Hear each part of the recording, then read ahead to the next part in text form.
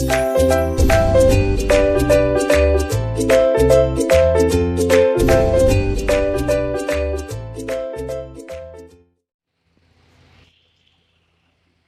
की क्लास में हम पढ़ेंगे माइक्रोसॉफ्ट एक्सेल का डाटा मेन्यू।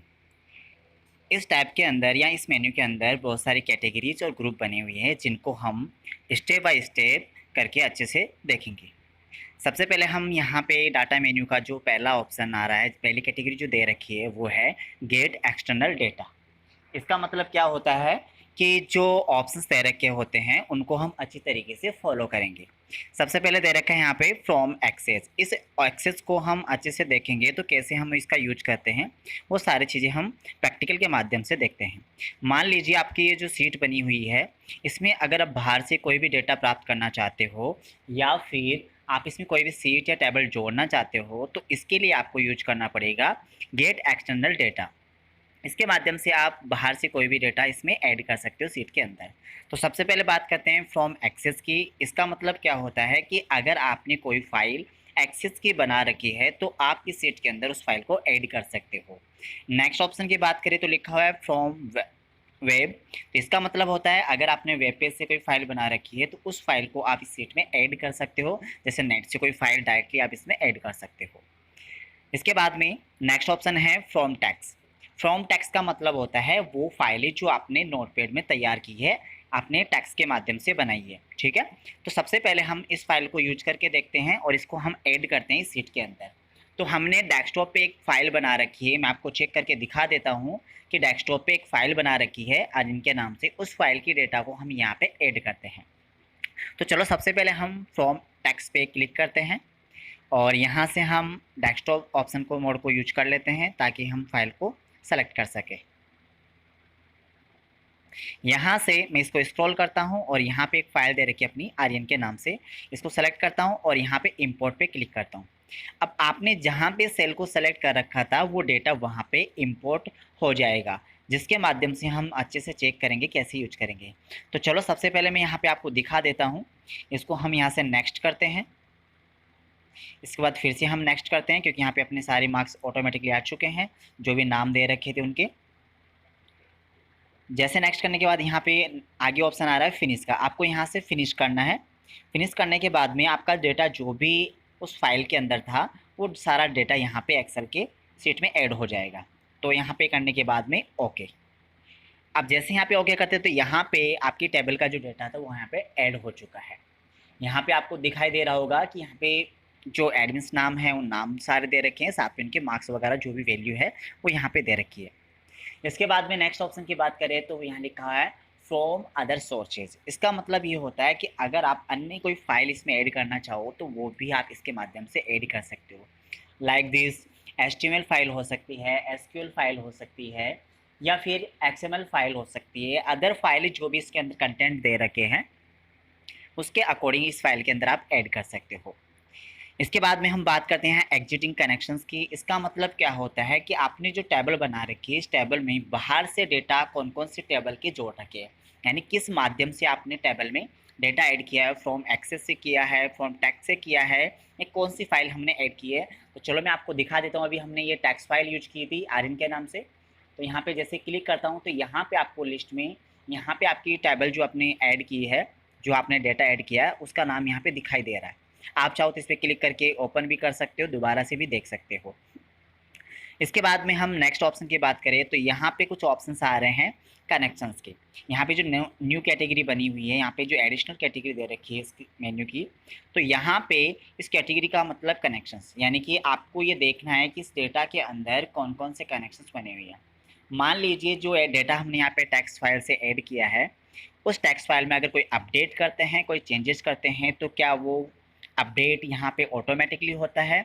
तो यहाँ पे जो ऑप्शन दे रखा है रिफ्रेश का, ये रिफ्रेश ऑप्शन इसीलिए यूज किया जाता है कि अगर आप उस फाइल में कोई अपडेट करते हो तो उस फाइल को अपडेट करने के बाद जैसे हम यहाँ पे रिफ्रेश करते हैं तो वो डेटा यहाँ पे ऑटोमेटिकली अपडेट हो जाएगा। चलो मैं आपको दिखा देता हूँ कैसे इसको अपडेट करते हैं।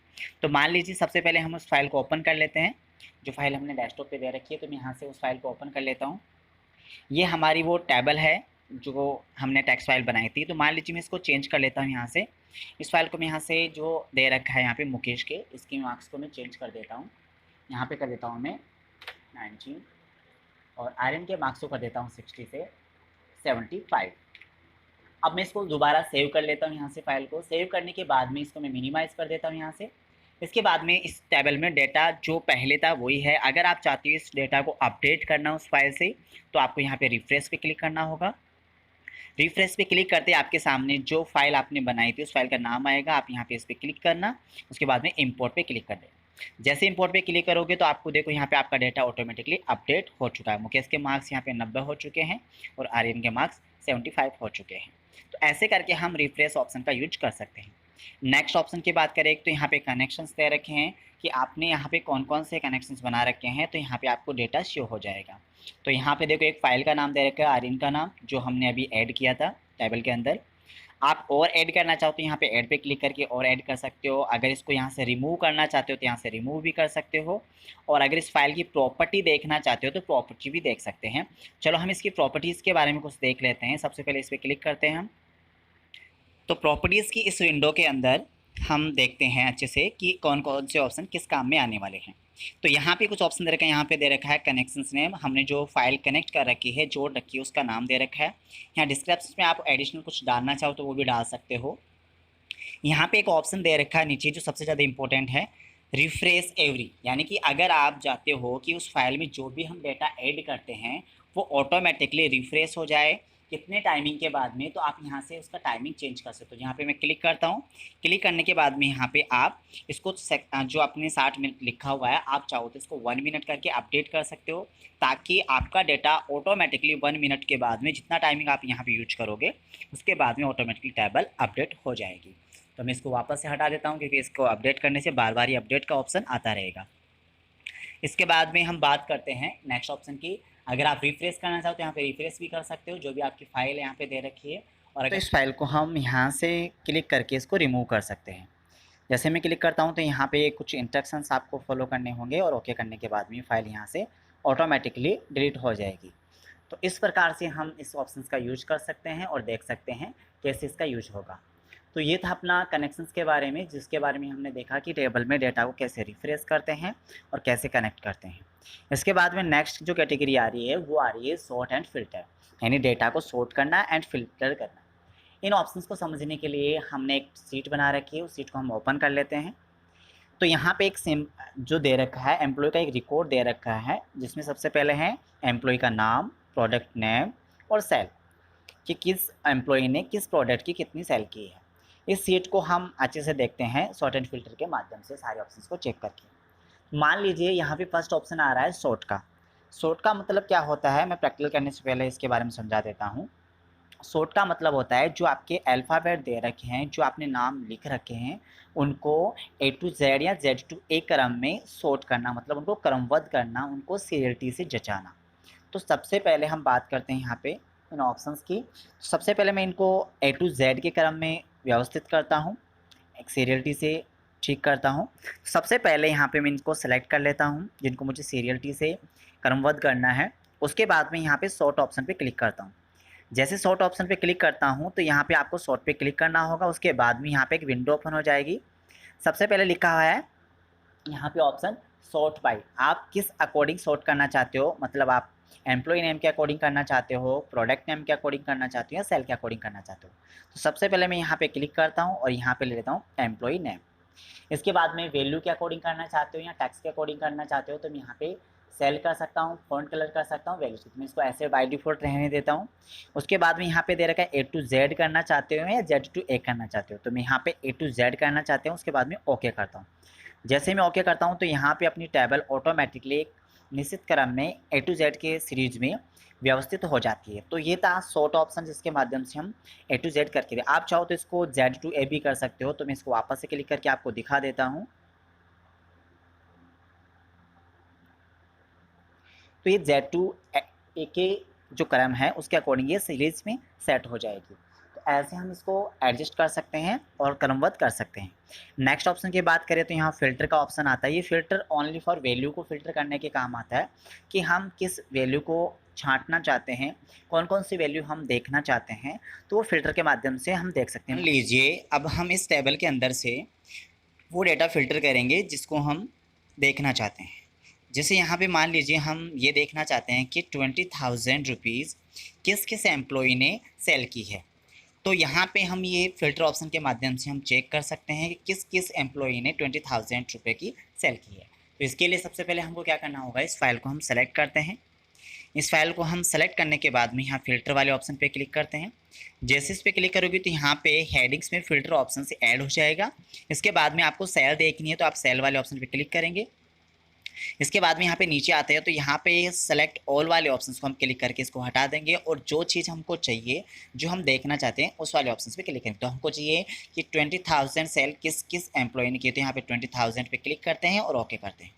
जैसे ओके करेंगे तो यहाँ पे हमारे पास में जो फाइल है, सीट है, वो फिल्टर होकर के हमको शो करेगी कि किस किस एम्प्लॉई ने 20,000 रुपीज़ की सेल की है। आप चाहो तो इसको वापस से चेक कर सकते हो, देख सकते हो। तो चलो मैं इसको वापस से क्लियर करके दिखा देता हूँ आपको।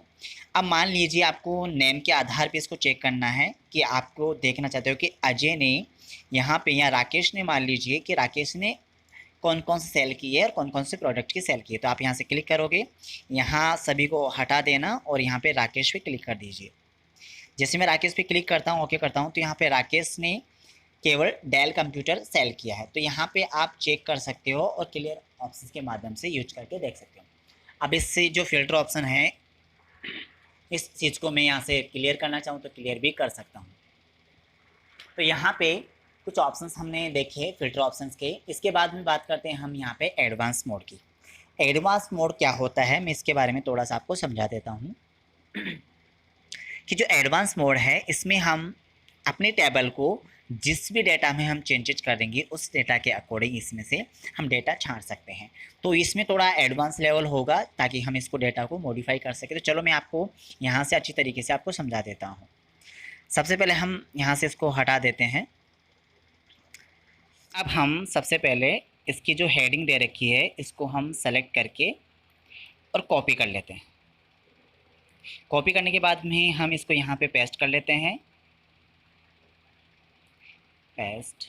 इसके बाद में हम एडवांस ऑप्शन के माध्यम से, डेटा का जो एडवांस ऑप्शन है, इसके माध्यम से हम अच्छे से चेक करेंगे कि इस एरिया के आधार पर हमने इस यहाँ से अगर कोई भी प्रोडक्ट का नाम लिखिए तो वो ऑटोमेटिकली इस लिस्ट में से उस प्रोडक्ट की लिस्ट को छांट करके या फिर उसको फ़िल्टर करके अलग से हमको दिखा दे। तो इसके लिए हम क्या करेंगे, सबसे पहले यहाँ पे हम एक नाम टाइप कर देते हैं,